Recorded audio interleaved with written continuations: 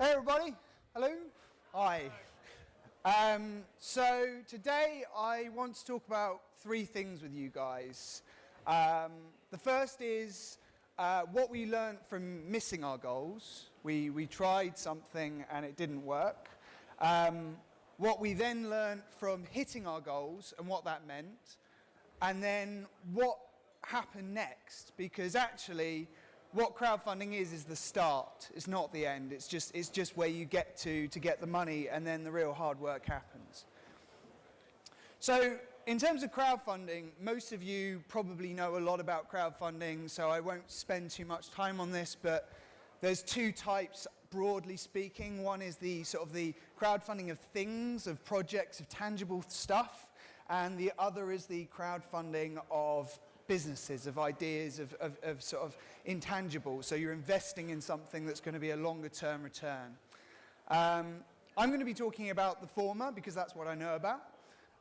The Goliath in the room is Kickstarter. From 2009 to today, it has raised $976 million in pledges, and of that, 838 have been paid out to entrepreneurs making these hardware projects. So it's a massive player in the market, but obviously there are a lot of others, and they tend to different markets and different ideas. So you get people backing good causes like charities and things like that, and then you've got things like Indiegogo, which is like the direct competitor of Kickstarter, but it's a little bit different. So who am I? This is me in November last year. I'm the founder of not Kickstarter. I wish I was the founder of Kickstarter. That'd be amazing.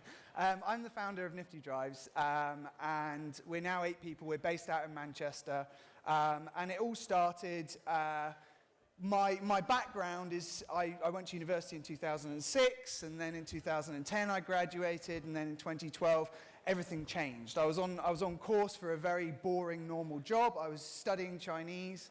I then went and studied law, and then I was about to become a corporate lawyer. And then it all changed when I got the MacBook Air, which is a bit of a weird reason to change from law, but I got the MacBook Air and I quickly filled it up, and I had no space, and I didn't want to carry any more objects with me. I was already, I'm a tech. I really like technology. I like the things you can do with it. So I already carry a lot of stuff with me. I didn't want to carry a hard drive. If you put an SD card in your MacBook, then it wouldn't work because it would get knocks and it would break. And upgrading it yourself at the time, if you went to Apple and said, "Can you upgrade it for me?" they'd say no. If you tried and did it yourself, then often you would void the warranty. And if you've paid for 3 years of Apple Care, then that's quite an ask. So, and then I thought about it a bit more, and I thought, what if you made something of a custom size? What if you could cut that little bit off? Because micro SD card technology and SD card technology, the capacity is getting pretty serious. And if my MacBook has 128 gigabytes in it, 64 gigabytes of extra storage, that would actually be very nice. So that was when the Nifty Minidrive was born. And the idea was a very simple one. It was a micro SD card to SD card adapter that we made of a custom size. We created it out of aluminium, out of the same aluminium the MacBooks were made out of. We sort of polished it, and we made it fit in perfectly with the MacBook itself. And that, just by plugging it in, you could increase the storage of your MacBook by 50%. And we were like, okay, this is kind of cool. We've done it for ourselves. But we were both working. So me and Steve, who is my co-founder, were both working, and we were like, this is a cool idea, but we face those two fears that anyone who is working but thinking about starting a business has. The first is that your boss will find out before you're ready to leave. And then the second thing is someone will steal your idea, especially if you're putting it out on a public platform. Because if you use a public platform and you tell people your ideas before it's even sort of ready, then surely people can come along and steal it. But, we got over the someone stealing our idea thing. We were like, we'd rather have a small part of something big than a big part of nothing. But we didn't get so much over the fear of our bosses finding out, which is why our first failure comes in, and I'll sort of talk you through that. So we actually turned to Indiegogo. The reason that we turned to Indiegogo instead of Kickstarter is the standards are a little bit easier, as in the mark that you have to get to launch on it is a little bit less sort of hard than Kickstarter, and also you didn't have to be an American citizen, which you had to be an American citizen at the time for Kickstarter. So there were two sort of barriers for entry. So on Indiegogo, we launched on Indiegogo, and we launched for between the January 29th, 2012 and May 28th, 2012, so 4 months. We were up there, and we raised a whopping of our 20,000, a massive $3,836, which we were actually really proud about. Like, at that time, it was a side project. We were working full time, and we were like, this is cool. We got people, you know, at first it was your mum. It was my mum was the first backer, and she was like, you know, they are. I was like, hey, mum. And then after that, we started getting people that we didn't know. Like, we actually started getting people coming in from around the world and just going, this is a really cool idea. This solves a problem for me. And we were like, that kind of every single time we got a notification that something had come in, we'd check it and be like, this is amazing. And that actually gave us enough funds to sort of make the Mark I. But we failed to reach our goals. Looking back at it, we failed for I would say 3 reasons. And when you're thinking, if you're thinking about launching on a crowd platform, whether it's at equity or for projects, there's 3 things to really consider. The first is your identity, who you are. People invest in people. We are social beings. We didn't say who we were. We didn't even put ourselves in the video. You know, we were just like, the idea, that's what matters. That's what people care about. And that's not entirely true. People like to know who they're backing. The second is competence. Do you appear to be competent? And actually, just the way that people present themselves, and the way that they talk, and the way that they talk about the thing, so whether they got passion, whether they have a background of knowledge in it, that implies competence. But also, lastly, show that you can do it. So some sort of proof that you're able to carry off what you're telling people that you're going to be carrying off. And that kind of comes all together under the idea of authenticity. So being authentic and sort of being the whole package rather than it just being an idea. Because good ideas generally are 10 a penny. Like, everyone has good ideas all the time, but it's about the team and who you're backing as well. But that gave us the funding to create the first Nifty Minidrive, which we actually machined out of aircraft-grade aluminium using this incredibly precise engineering methodology that cost a lot more per Minidrive than we got from our backers. But, you know, it was cool because we were creating something. We actually baked them in the oven of my flat, which my fiance wasn't very happy about. She'd sort of come in and be like, what's that smell? I was like, it's nothing, don't worry about it. So that was fun. And, you know, we had our first prototypes. So we thought, some of our backers were saying to us, look, you know, don't stop here, try Kickstarter. Give it a go on Kickstarter and sort of take your lessons from what you've learned from that first round and now your working prototype and put it on Kickstarter. So we put it on Kickstarter, and we went for a lot less high goal. We went for $11,000, and we were like, we're going to do it for 28 days. Because we'd done a little bit of reading, and generally, shorter campaigns are often more successful, or because they manage to get sort of a snowballing effect, which I'll talk about as well. So we did it for 28 days. We wanted $11,000. We expected to make some more in my girlfriend's flat, to be honest. But we ended up getting 9,805 backers, which included people like Steve Wozniak and some industry some real industry veterans, and we raised $384,319. So we were suddenly now, thank you. But now we were faced with a very different challenge.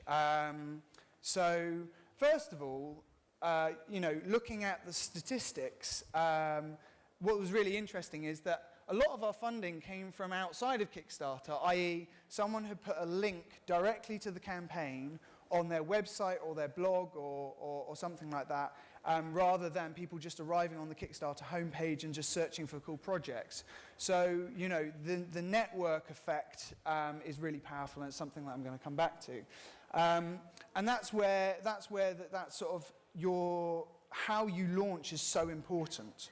So What we had, and what now looking back I realized, but then didn't realize, was this amazing group of sort of die-hard supporters, these 50 people from around the world who had found somehow and trusted enough to put money into this sort of like anonymous campaign on Indiegogo, in the idea that they wanted to see it succeed. And actually, when we went onto Kickstarter, they came with us and they really helped push it out.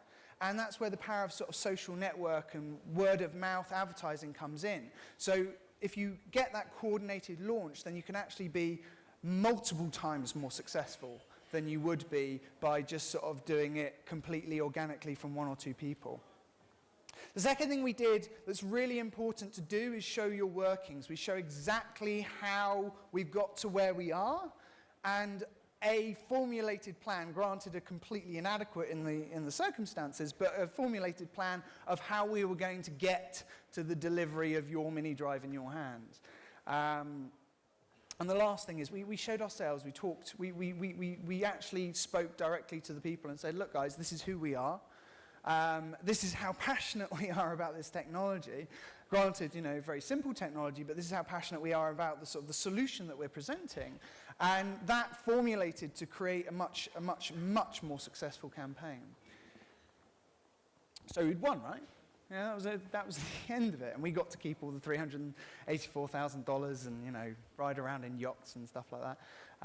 Unfortunately, that's not how it transpires. That's literally your starting point. And hardware is both hard and expensive, which any VC who's invested in hardware will tell you, and anyone who's worked in manufacturing businesses will tell you, which we didn't know because we hadn't really had any experience. I was a lawyer. I didn't know anything about manufacturing. So first thing we did is we quit our jobs, and we went through this incredibly intense year period of working out how to manufacture. We flew out to China and we appointed a contract manufacturing agent. We went through all these incredible, sort of the minutiae of creating something just takes iteration after iteration after iteration. You have to do things, you have to bank on doing things at least 5 or 6 times before you get it right. Even the anodization colors, which you're seeing come up quite frequently, took us months to get right. And then once you've actually assembled it, you then need to do the testing and all that kind of stuff. So we had so many disasters during this period. And we learned a lot of hard lessons.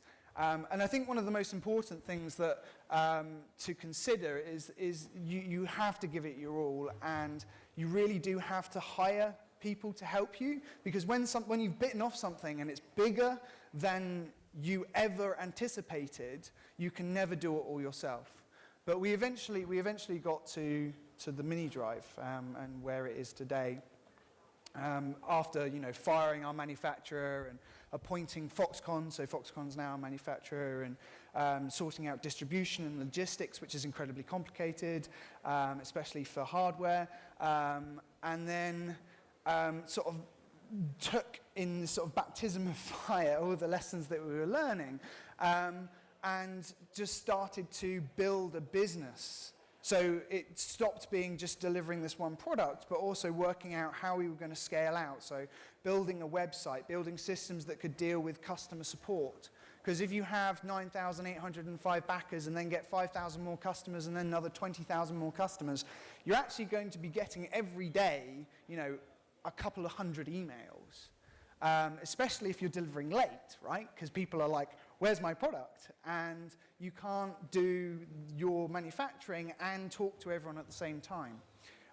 So we had to, hire customer support staff. We actually had 4 customer support staff at one point. It's now down at 2. We had to hire in external logistics firms. We had to go and find manufacturers. We had to find people who knew what they were doing to help us deliver, because we just couldn't do it all ourselves.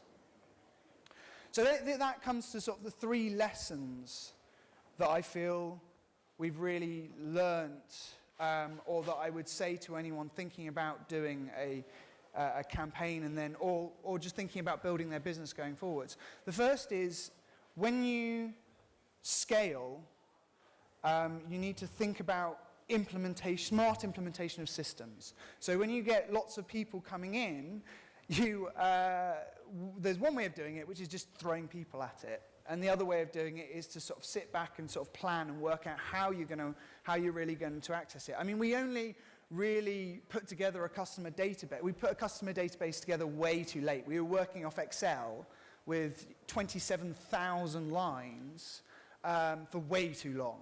And we only put together a database sort of much later because it wasn't something that we'd really thought about and planned.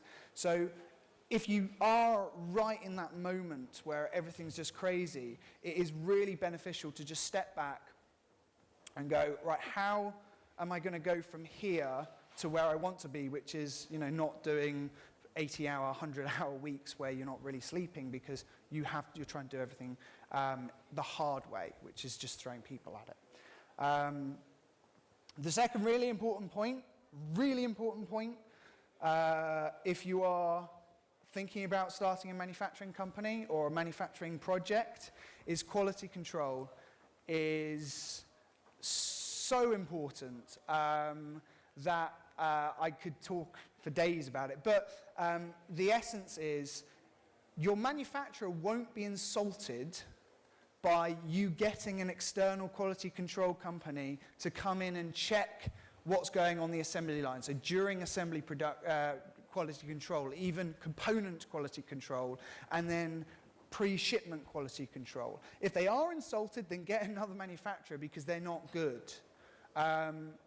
It's absolutely, the payoff is so massive because fixing hardware, doing return material authorization, getting things back once you've sent them out to thousands of people is hundreds times more expensive than fixing something in the factory, saying, no, it's not good enough, sending it back to the factory, getting it fixed, and then just running that until it's ready.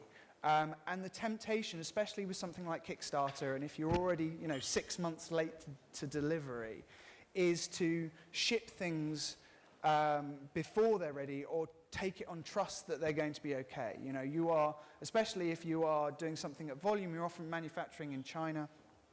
It's hard to, you can't go out yourself and test in a methodical way. You have to get experts in who really know what they're doing to help you do that. So, and they're not that expensive. You're talking maybe $200 for a pre-shipment inspection, and they can do far more thoroughly and scientifically than you ever could. So it's absolutely critical and will save you so much time and money in the long term. The last thing I would say is really concentrate on your core competencies as a company.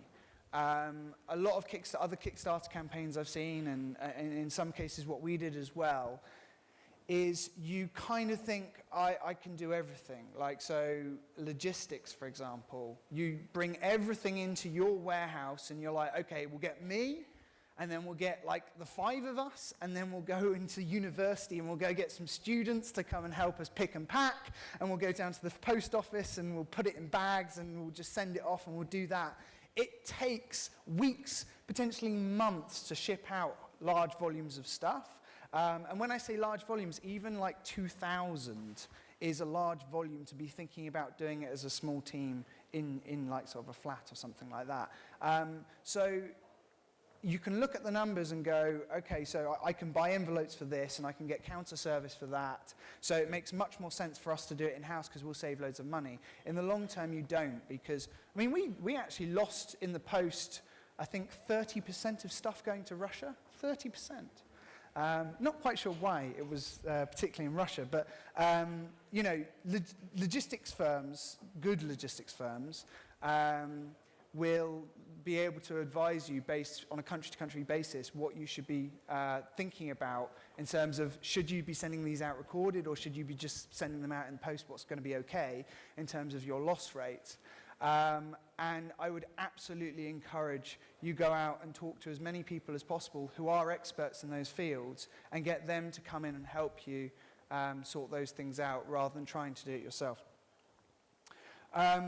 So what was the real value, what is the real value to companies for in crowdfunding?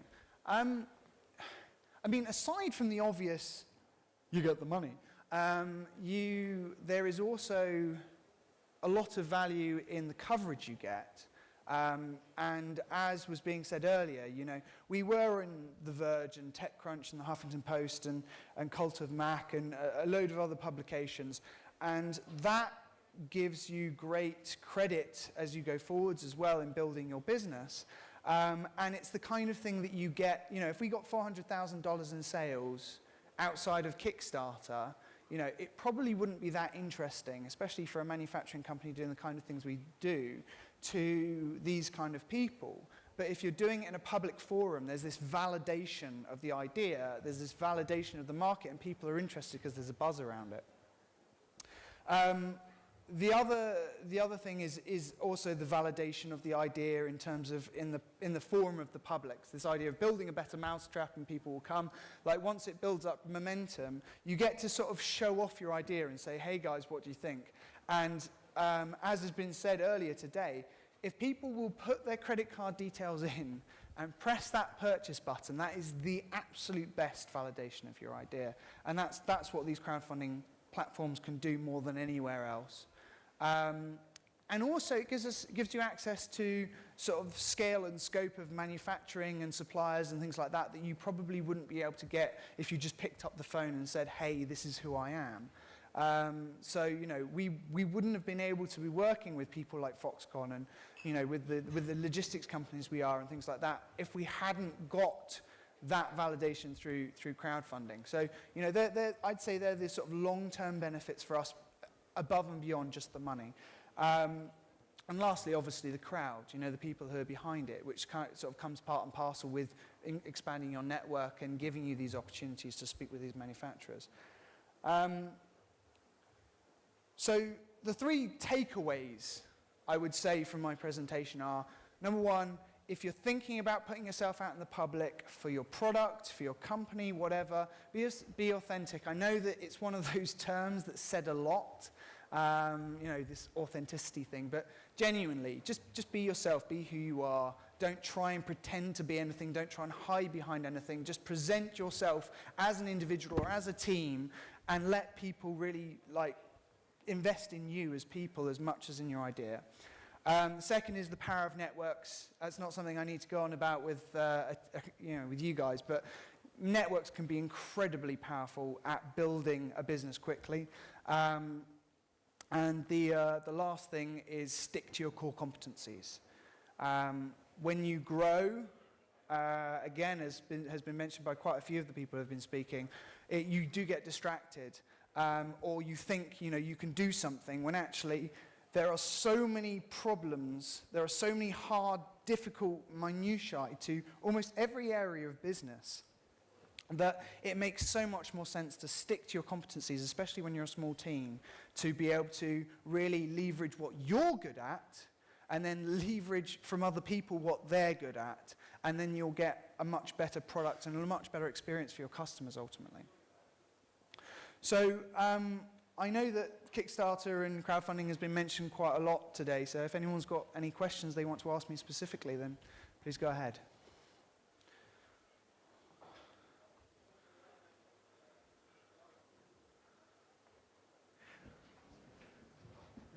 Yeah, now it works. First of all, I'm a fan of Nifty Minidrive. I just ordered mine a couple of weeks ago. Thank you. And I think it's a great idea and a great product. The question is about this delivery things that you mentioned, like 30% of stuff is being lost. I actually ordered delivery by UK Royal Mail. Yeah. And I still did not get it. So what do you advise? Like, is it reliable to pay this cheap delivery, or it's better to order the more expensive one? So when you're, it's a great question, and like it's something that we are still having problems with, especially in places like Eastern Europe. When you're delivering over a certain number of items, you have to take a view on whether or not you deliver via something like recorded, or you just replace as and when things get lost. So that's what the model that Amazon takes, for example. If something gets lost, you just say it's lost, and they go, that's fine, here's a new one. And it's a very difficult thing to do because recorded delivery is incredibly expensive, especially if you're delivering across multiple borders. And so you can either give the optionality to your customers, you can either take some of that cost on yourself, which we actually do. So if you take the recorded option, it's cheaper than it actually costs us. We do actually discount our recorded option, but we can't discount it all the way because of the massive, because it is expensive. And it's just one of those things that you have to back up by just having good customer support. So if something doesn't come, then you get in contact with us, and we'll be like, we're really sorry to hear that, and we'll send you out a new one. And potentially we'll send it out recorded, depending on where you live. It's difficult. I hold up my hands, it's difficult. I'm sorry that you haven't received your Minidrive yet.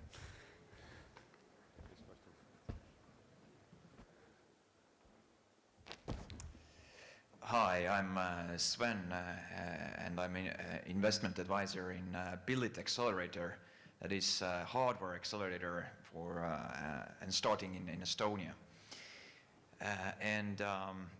What do you think? I've heard that it's tough for European hardware startups to actually have a shot and compete with U.S. hardware startups, and also location in Asia is a advantage. How do you see this? Is there a chance for European hardware startups? Yes, but I think you need to, if you are a European hardware startup, you do need to pick your platform, even your currency. So America is still a massive market for that kind of stuff. Americans are far more willing to take risks. Asians are incredibly unwilling, depending on the market. And so, you know, you have different really interesting idiosyncrasies to each market.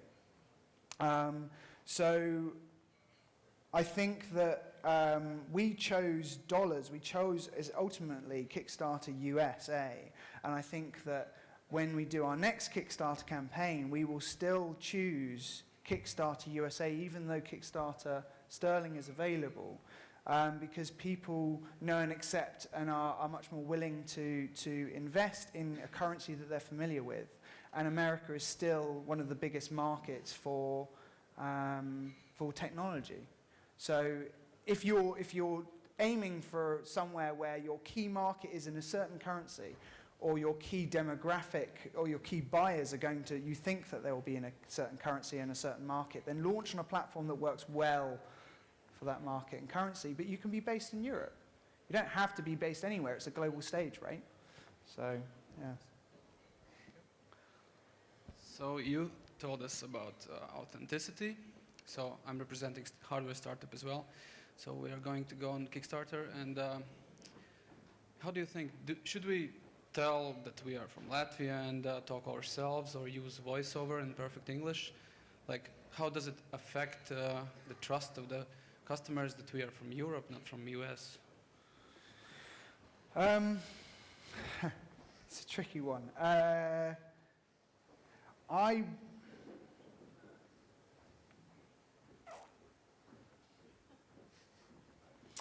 I think that it's better to, if you're presenting yourselves, who you are, who the team is, that you are in your voices. If you're presenting the idea, as in during the description of what the product is, potentially use someone who speaks very clear English, potentially. It's just what you think works well as a transition between the two, but when you're talking about you, I certainly wouldn't, you know, use a voiceover and lip sync or something like that. No, yeah, so that'd be how I'd play it. Hi, my name's Alicia. I'm with Cedars, which is an equity crowdfunding platform. On Kickstarter, it's obviously a really big platform and there are lots of different projects. How did you stand out from all of the other projects to get attention? So when you're on these platforms, and especially now, there are, thousands of people. What you really need to do is just focus on your core network, on your core individuals. Who are you providing value to, and reach out to them. There's a great saying, which is, if your market is everyone, no one is your customer. Like, you want to be turning on some people and turning off other people. You want to be focused on who really wants to buy your product, and that's who you want to be reaching out to. Especially on somewhere like Kickstarter, you're not trying to convince people to buy, you're just trying to get to the people who already know that they want what you've got. Because they're the people who are the early adopters, and they're the people who sort of have a really clear idea of what they need and what they want.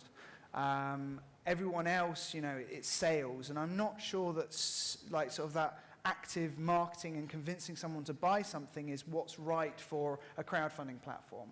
It's going, we've already identified who our key market is, who our key people are, and just go after them. Don't splattergun it. Right, I think we have one more. Hi, Piers. Hi, James. I think it's fair to say that people who participate on Kickstarter are early adopters. So once you've done that initial crowdfunding campaign and you've dispatched your product, what's the next step in terms of taking that hardware product to market? It's a good question. What Kickstarter does as well is it gives you attention with retailers and with distributors and with people who own websites who want to sell your product. So that's a really good place to start. That can get a little bit drowned out in the hubbub and the craziness of it, but it's often really hard to cold call people. But what you've got is this great network of people that you can reach out to and say, who do you guys know that we should be speaking to? So distribution is important to get you into retail, because generally that's where the big box retailers buy their stuff from. That is changing slowly, but getting in with a big distributor is important.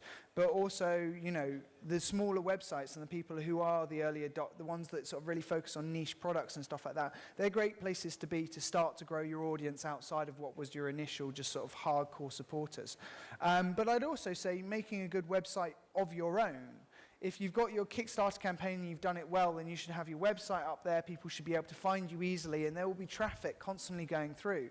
So you have this great forum. Once you've run Kickstarter, it's still up on Google. It still comes up when you search multiple terms. Then if you can make sure that traffic goes through to your own website, then you'll constantly be feeding through more people that want to buy from you, who want your product, and who can find you, and you can still leverage off that platform after it's closed for funding.